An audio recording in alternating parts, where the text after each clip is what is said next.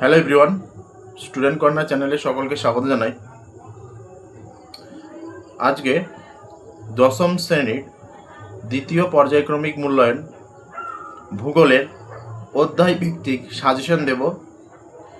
যে সাজেশনগুলি দেব এগুলি 2027 মাধ্যমিকের জন্য খুবই গুরুত্বপূর্ণ, তাই ভিডিওটি প্রথম থেকে শেষ অবধি দেখে নাও, স্কিপ না করে। আর এখানে মান 2, মান 1 ও মান 5 ও মান 3 কিছু গুরুত্বপূর্ণ প্রশ্ন। আঞ্চলিক ভূগোল থেকে অর্থনৈতিক পরিবেশ, তাই ভিডিওটি প্রথম থেকে শেষ অবধি দেখে নাও। আর বড় প্রশ্নের যদি কারো পিডিএফ লাগে অবশ্যই তোমরা কমেন্ট করে জানাবে, আমি লিংক দিয়ে দেব, ওখান থেকে তোমরা ডাউনলোড করতে পারবে। দেখো প্রশ্নগুলি অর্থনৈতিক পরিবেশ থেকে মান 1-এর যে প্রশ্নগুলি খুবই গুরুত্বপূর্ণ ওই প্রশ্নগুলি রেখেছি। এই প্রশ্নগুলি 2027-এর জন্য এখন থেকে রেডি করতে পারো। আমাদের লক্ষ্য 2027 মাধ্যমিক, তাই অবশ্যই চ্যানেলটি সাবস্ক্রাইব করে পাশে থাকবে। প্রতিনিয়ত মাধ্যমিকের আপডেট দিতে থাকবো। প্রত্যেক বিষয়ের ওপর গুরুত্ব দেওয়া হয়। স্টুডেন্ট কর্নার চ্যানেল অবশ্যই সাবস্ক্রাইব করবে। দেখো প্রথম প্রশ্ন, কোন রাজ্যে গম উৎপাদনে প্রথম স্থান অধিকার করে? উত্তরপ্রদেশ। একটি উচ্চ ফলনশীল ধানের বীজের নাম IR8। ভারতের কেন্দ্রীয় গম গবেষণা কেন্দ্র রয়েছে কোথায়? পুসা। পরের প্রশ্ন, ভারতের জোয়ার উৎপাদনে প্রথম স্থান অধিকারী রাজ্যটির নাম? মহারাষ্ট্র। রেটুন কি? আখের চারা গাছ। বল উইভিল হলো এক ধরনের কীট, এটি কোথায় পাওয়া যায়? তুলো গাছে। ভারতের সবুজ বিপ্লবের জনক কাকে বলা হয়? MS স্বামীনাথন।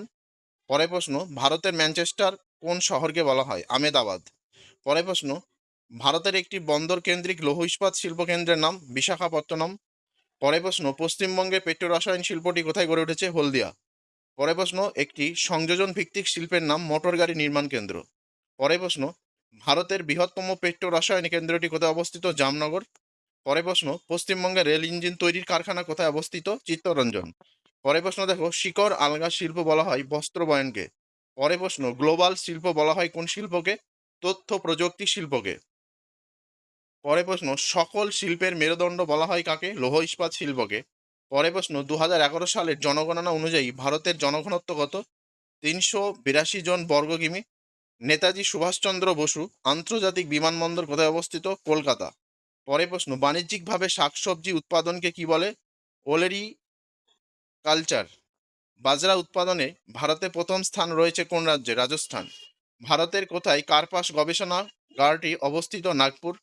ন্যাপথা কোন শিল্পের কাঁচামাল? পেট্রো রসায়ন।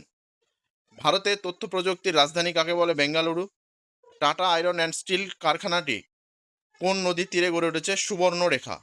পরের প্রশ্ন, ছত্রপতি শিবাজী আন্তর্জাতিক বিমানবন্দর কোথায় অবস্থিত? মুম্বাই। পরের প্রশ্ন, ভারতের প্রথম মেট্রো রেল চলে কোন রাজ্যে? পশ্চিমবঙ্গ। পরের প্রশ্ন, কোন রাজ্যকে দক্ষিণ ভারতের শস্য ভাণ্ডার বলা হয়? তামিলনাড়ু। পরের প্রশ্ন, ভারতের প্রাচীনতম ইস্পাত কারখানা কোনটি? টিস্কো, 1907 সালে গড়ে উঠেছিল। পরের প্রশ্ন, ভারতের কোন বন্দরকে হাইটেক বন্দর বলা হয়? জওহরলাল নেহরু বন্দরকে। এই অর্থনৈতিক পরিবেশ থেকে মোট 30টি প্রশ্ন ছিল মান 1-এর। এই প্রশ্নগুলি খুবই গুরুত্বপূর্ণ। এবার দেখো মান 2-এর, জীবিকা সত্তা ভিত্তিক কৃষি কাকে বলে? জাইদ ফসল কাকে বলে? বাগিচা ফসল কি? খরিফ শস্য কাকে বলে? ঝুম চাষ কাকে বলে? আউটসোর্সিং কি? পেট্রো রসায়ন শিল্পকে উদীয়মান শিল্প বলা হয় কেন? মান 3-এ, আধুনিক শিল্পদানব কাকে বলা হয়? হর্টিকালচার কাকে বলা হয়? দুর্গাপুরকে ভারতের রুর বলা হয় কেন? এবার মান 5-এর জন্য এই অধ্যায় থেকে যেগুলি পড়তে হবে, দেখো যেগুলি খুবই গুরুত্বপূর্ণ তার পাশে স্টার দেওয়া আছে। 1 নম্বর হচ্ছে ধান অনুকূল প্রাকৃতিক পরিবেশ। 2 নম্বর গম চাষের অনুকূল প্রাকৃতিক পরিবেশ। 3 নম্বর হচ্ছে ইক্ষু চাষের অনুকূল প্রাকৃতিক পরিবেশ। এই প্রশ্নটি 2027-এর জন্য খুবই গুরুত্বপূর্ণ এবং 2026 দ্বিতীয় পর্যায়ক্রমিক মূল্যায়নের জন্য খুবই গুরুত্বপূর্ণ। 4 নম্বর দেখো, ভারতের পশ্চিম অঞ্চলে কার্পাস বয়ন শিল্পের উন্নতির কারণ। 5 নম্বর, ভারতের জনসংখ্যা বৃদ্ধির কারণ। 6 নম্বর, নগরায়নের সমস্যাগুলি লেখো।